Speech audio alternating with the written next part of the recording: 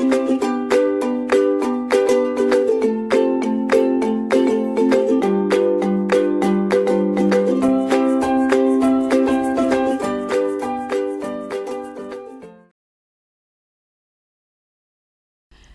to the online lecture series for Computer Organization and Architecture KCS 302 course. Myself Dr. Inderjeet Kaur, Associate Professor in the Department of Computer Science and Engineering at Ajay Kumar Garg Engineering College, Ghaziabad.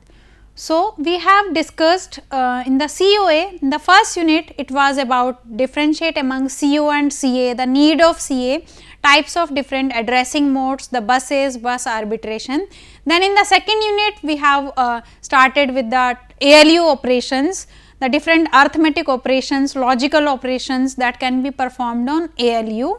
Then we have discussed about the types of CU, that was hardwired and microprogrammed control unit in the third unit, and recently we have covered the fourth unit, that was all about the memory, how CPU is connected to memory, what are the different types of memory, what are the different cache mappings, how CPU is connected to main memory, cache memory, what is the concept of virtual memory, and how page replacement algorithms they are being using the replacement algorithms. Then the fifth unit, it is about how input output devices they are being connected to CPU and how they are being responding. These are the different peripheral devices and they have different electromechanical and electrochemical concept, and CPU is an electronic device. So, how these both different devices they are connected together and how they are being giving the output, how they are being performing the operation. So, this unit, fifth unit, input output, it covers all about the different peripheral devices, different IO interface, DMA and all. So, starting from the IO organization, as we know that the IO organization of a computer, it depends upon the size of computer and the peripherals that are connected to it. The different peripheral means the different input output means like keyboard, monitor, mouse and webcam nowadays, and how they are being connected to CPU, how they are performing the operation and how they are responding to ALU or how they are responding to CPU. Then the input output subsystem of the computer, it provides an efficient mode of communication between the central system and the outside environment. So, they all are integral part of our home appliances also. We can see there are so many appliances we are working at our home and they are responding to us. In the manufacturing equipment we can say, or we can say in the transportation systems, or we can say banking or point of sale terminals, different IO devices they are connected to the computer and they are responding. What is the how the programming is being done and how they are being responding, that is the thing that we will be discussing. So, starting from the peripheral devices, that is the devices that are connected to an input output module, they provides a means of exchanging the data between external device and the computer. Why these devices are connected actually? We have connected the keyboard with our CPU, so that we can enter any kind of data, we can type any kind of message, means the data and programs the user can give the different external input. Similarly, mouse we can perform the drag and drop, then webcam we can give the image to our CPU. So, all the different devices they are being connected to the CPU, so that the different exchange of data as a information can be given to the CPU, so that it can be processed and again the output can be received. So, when I am saying ki these devices they are being attached to the computer, they are attached to the computer by a link to an IO module, and this link that is used to exchange the different things, that is control, or we can say the status or the data between the IO module and the external device. So, placing these different devices along with CPU, that does not mean ki they will start working on it unless and until they have the specified driver installed on our on the system. Nowadays the automatic drivers are coming. Earlier we were installing the printer driver when we are connecting the printer to specified parallel port. Nowadays a common USB port is coming and we are just using plug and play and that device starts responding. Earlier when we have to attach a webcam, then we have to install the driver for a particular driver for that. Nowadays plug and play facility is coming and we are just connecting and we are just giving that input or taking the output from that device. Means the communication between that input device or output device and CPU, it takes in a less time nowadays. That access time, it has been reduced. The most commonly input and output devices are monitor, keyboard, mouse, printer, magnetic tape, webcam, microphone, speakers, projectors, flash drive, etc. We are not going to the details of these input output devices. We will say ki how these devices they are connected to a interface and that interface is connected to CPU and how they can exchange the information, how they are being communicated. That is the basic point that we will discuss in this lecture. So, we can categorize the external devices into basically three categories. One is our human readable.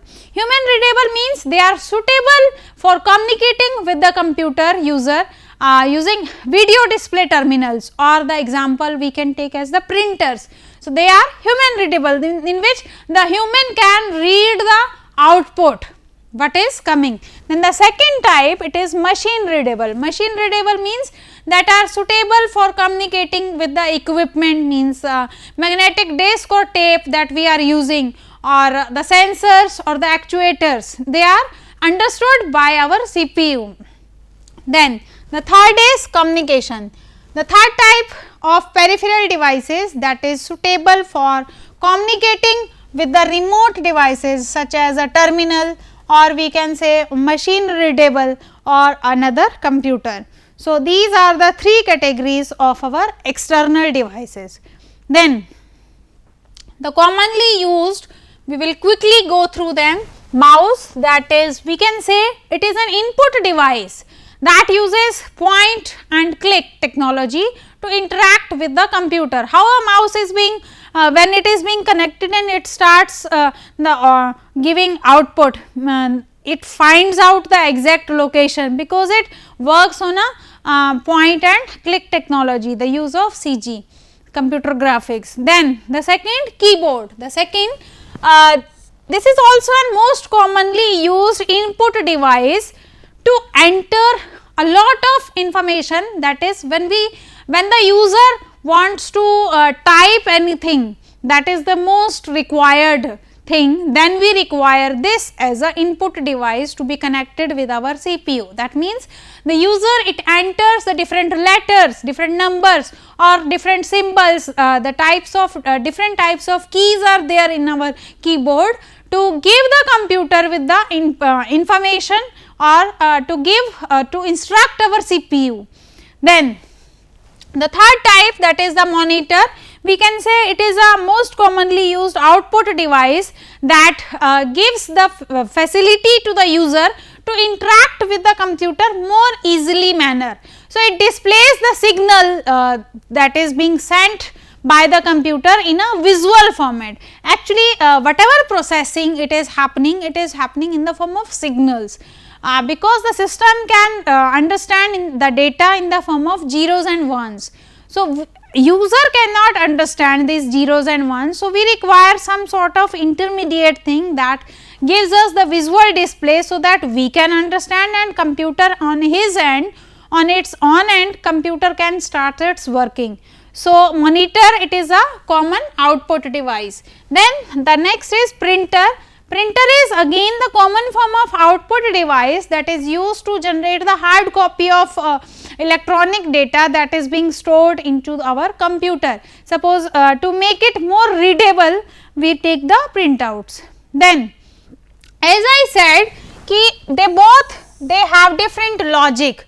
So, when two different devices they have to communicate, suppose I know English and French and the some second person to whom I am talking, he knows only German language. So, some sort of intermediator is required that knows both the language, that he can convert my spoken words in English to German and his spoken words German to back to English. So, that intermediate person, it is known as interface. So, this IO interface, it provides a method for transferring the information between our internal storage and the external IO devices connected. So, these the different peripherals that are being connected to a computer and the special communication links they for interfacing them with the CPU.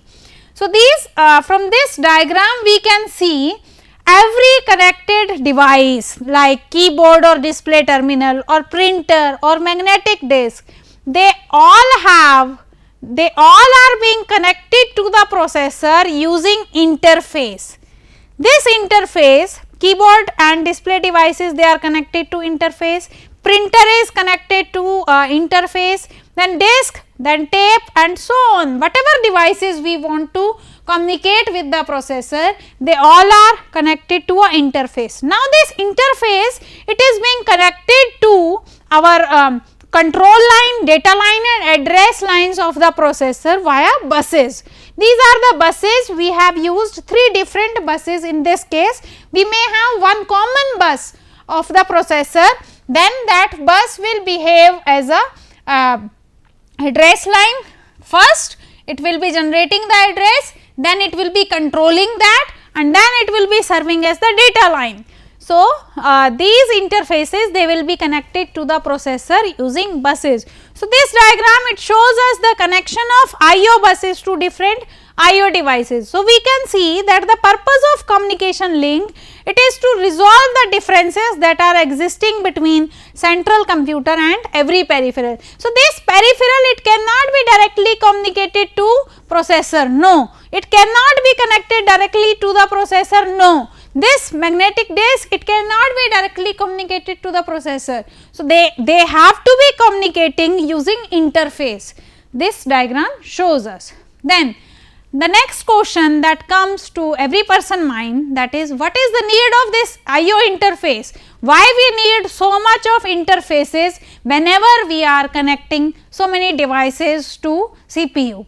As I said earlier also, ki these peripheral, they are already either electromechanical devices or they are either electromagnetic devices. So, whenever we have discussed the magnetic tape or magnetic disc working, we have said ki they are electromagnetic devices. When we have discussed the keyboard working, and then we have seen ki it is a electromechanical devices, and CPU, we know that it is an electronic device. So, whenever we have to show the communication of CPU and memory transfer with these peripherals, so that means we are discussing about 2 different devices connection, either electromagnetic to electronic data transfer has to take place, or from mechanical to electronic data has to take place, or vice versa.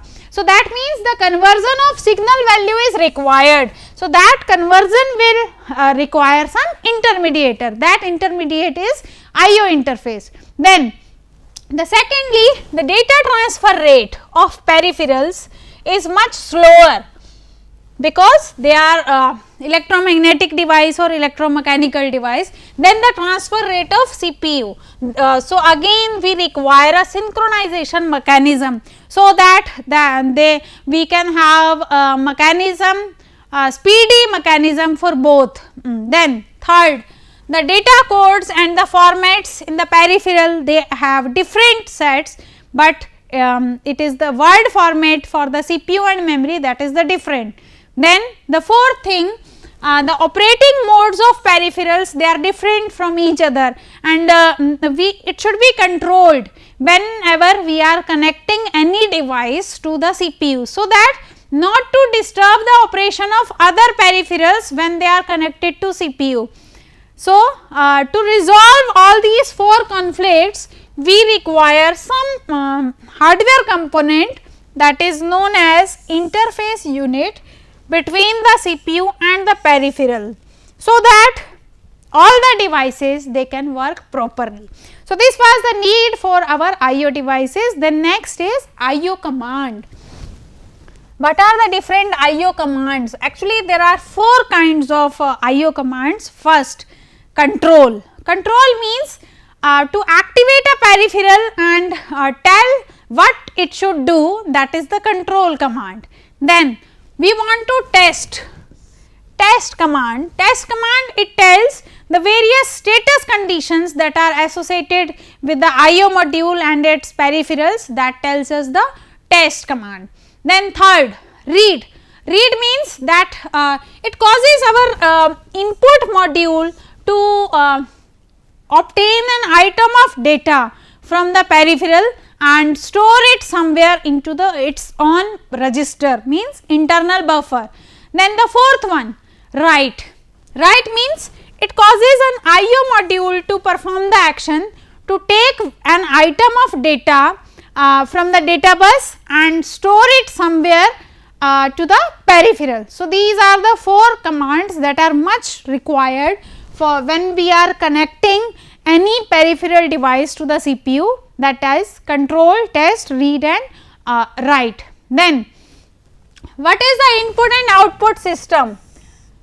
There are basically 2 methods in which the processor it can address the IO devices. One is the IO mapped, input output mapped IO, and the second one is memory mapped IO. So, we will be starting from the IO mapped. IO mapped means the different set of IO devices that are assigned particular addresses. So, these addresses they are isolated from the address space that is assigned to the memory. As we know, when this is our main memory, so some portion it is reserved for OS and this is the portion of our main memory that is available for storing the data and programs. So, from this some portion is being reserved where we can generate any addresses for storing the data that is being used by IO. Then the execution of an input instruction. Suppose CPU has given one input instruction IN, then it will cause the character stored in that input register of that device to be transferred to a specific register in the CPU. Means suppose CPU has given the instruction in, this means some input has to be taken and that value will be stored into the register of CPU, just like it will be stored into the accumulator of the CPU. So, similar execution will take place. Suppose I take any output instruction, suppose I write out. So, this means out means the after out whatever is being written or whatever contents of an accumulator or any specified register, they will be displayed onto the output device. That output device may be either monitor or printer. Then there moving on to the address and data lines. The address and the data lines from the CPU, they can be shared between the memory and IO devices. Then there will be a separate control line that is required for executing the input and output instructions. Then let us see the arrangement of IO mapped, input output mapped IO. If I talk about the address space, so that address space it is further divided into the memory space and IO space. They have different, means this is the total address space that shows the memory address space and this is our IO address space. Separate memory space is there and separate IO space is there. And if I look the memory connections, so it comes out to be, this is my CPU and these are the different devices that are being connected up to n devices. As I discussed earlier also कि whatever device has to get connected with the CPU, it will be connected to that interface via that port. So, we have specified here कि device A is connected to a port 1 of IO port 1, then device B it is connected to IO port 2 suppose, and so on, and these different ports, these ports they are connected to the CPU for performing the read and write operation. These are how they are being connected to our CPU, these lines shows, and then via then these CPU it is further connected to the memory via using address bus, and this CPU it is further connected to memory via data bus to perform the operations. So, this CPU for the user it looks ki these CPU it is connected to memory and different IO devices, but actually these devices they are connected to CPU using ports. So, whenever we discuss the working of our CO, we say ki this is our CPU, it is connected to memory, main memory, it is connected to IO devices, but these in this interconnection actually there comes a IO interface. Through different ports we are being connected actually. Then this is our processor, this is the memory that is being connected the address bus and the data bus, and this is our control bus. Three different buses we have used. Data bus is bidirectional to perform the read and corresponding write operations. Then this processor it is being connected to different IO devices just like keyboard and graphics display in this case. So, separate control lines they are being specified. Here the input device control lines are there, and this is the output device control lines are there, and the data and address bus that are common, that are connected to memory, and they are connected to our input and input and output devices. This is the address bus and this shows us the data bus. This is address, this is data, this is data and this is address, and the special control lines for every device it is being shown. Moving on to the advantages, that it tells there is a separation between the memory address space and that of IO device. We can differentiate easily. So, it is the advantage, but disadvantage, there is a need to have a special input or output instruction in the processor instruction set, and it increases our complexity also. Then the second type, that is the memory mapped IO. Memory mapped IO means suppose to deal with the different input or output registers, suppose if they are regular memory locations. For example, suppose we have written the read device 6, it is equivalent to perform the input operation from the input register that is connected at this address. Similarly, we may write any command for write operation also.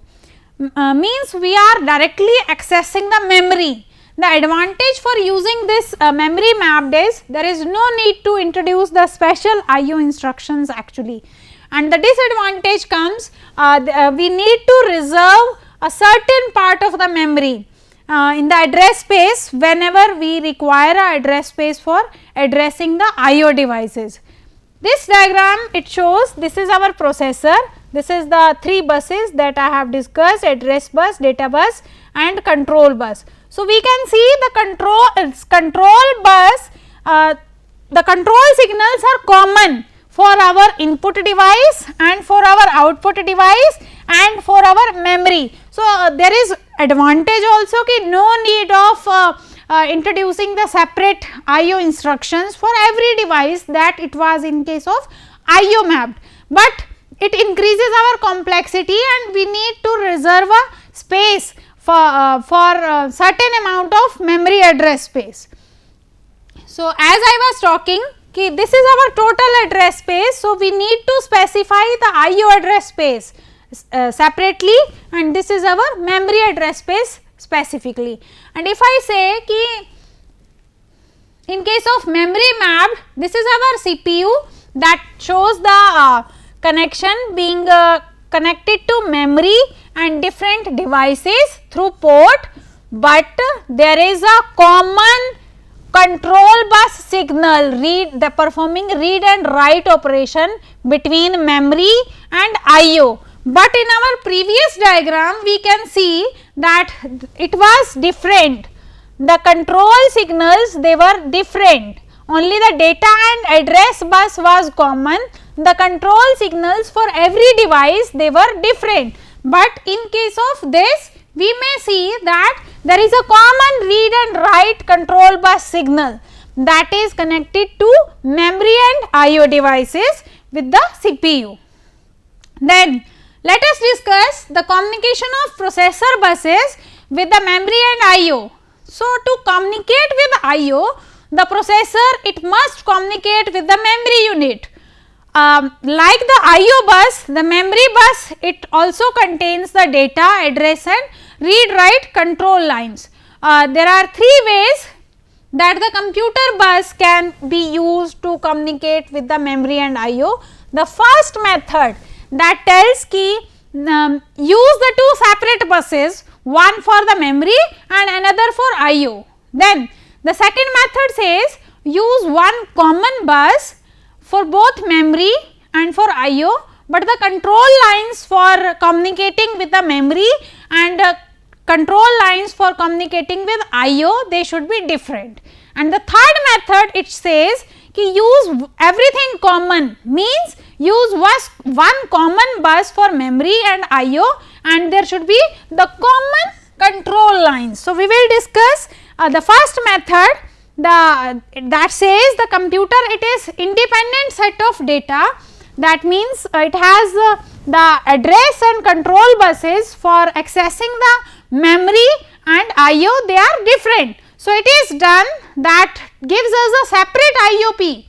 The purpose of this input output processor it is to give us the independent pathway for the transfer of information between the external device and the memory. So, this diagram it shows the two different buses for memory and IO. Here we can say this is our memory bus, this memory bus will be having the data bus, address bus and control bus, and this IO buses they have again the different three buses. This the second bus we can say there is a common bus, but the separate control lines, there is the common data and address bus used for memory and IO, but the control lines from the CPU they are different. Here we can see everything is common, there this data and address bus they are common for memory and IO, and the control bus that is also again the common. So, if we discuss the memory mapped versus IO mapped, we may differentiate among them based on the addressing, based on their address size, based on the different cycles, based on their register communication, based on their space involved, based on their input output or memory accessment, based on the different control signals and different arithmetic and logical operations, we may differentiate among the memory mapped and IO mapped. So, this was all about IO interface, the need of IO interface actually, and the two types, that is the IO mapped and the memory mapped. Thank you.